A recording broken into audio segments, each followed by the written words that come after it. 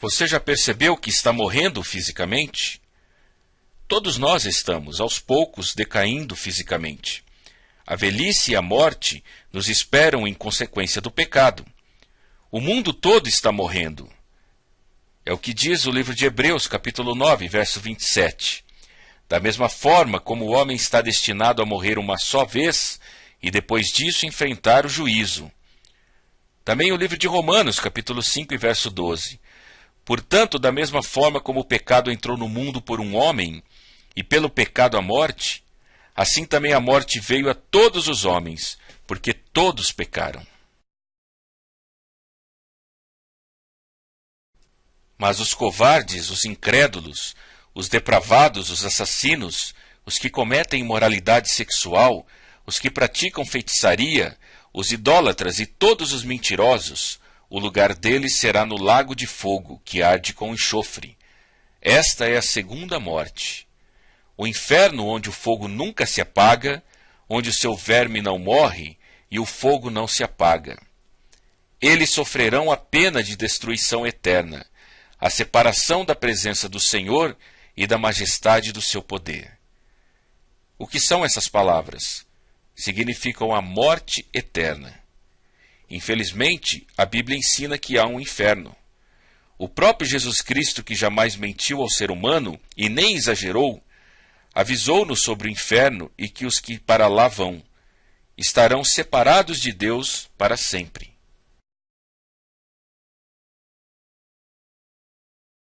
O inferno faz parte do além, sobre o qual Jesus falou muito e que pode ser explicado com esta figura. Veja, existe um grande abismo que separa o céu do inferno.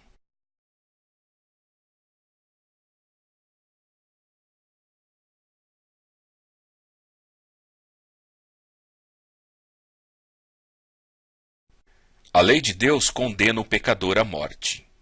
A morte espiritual, morte física e morte eterna.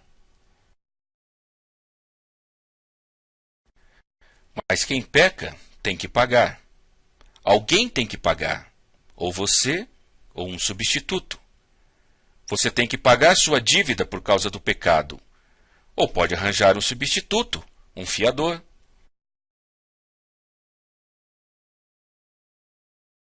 Uma coisa é certa, você não pode salvar-se a si mesmo. Você jamais poderia pagar uma quantia suficiente ou fazer tantas boas obras que pudesse salvá-lo. Veja o que diz o livro de Salmos, capítulo 49, verso 7. Homem algum pode redimir seu irmão ou pagar a Deus o preço da sua vida. Também Tito, no capítulo 3, verso 5, diz: não por causa de atos de justiça por nós praticados, mas devido à sua misericórdia, ele nos salvou pelo lavar regenerador e renovador do Espírito Santo.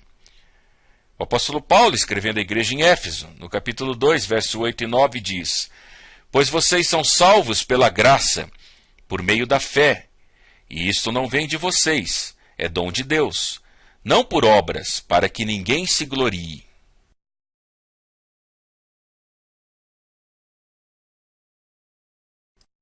Mas se você não pode salvar-se por si mesmo, Deus pode salvá-lo.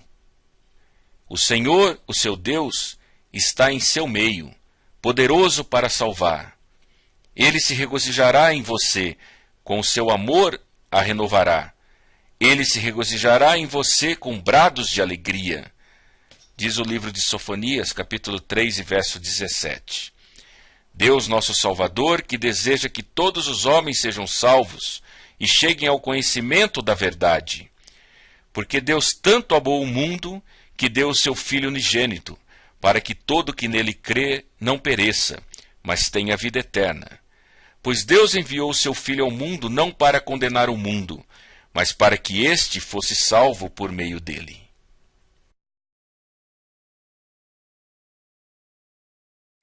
O poder e o amor de Deus pode nos salvar.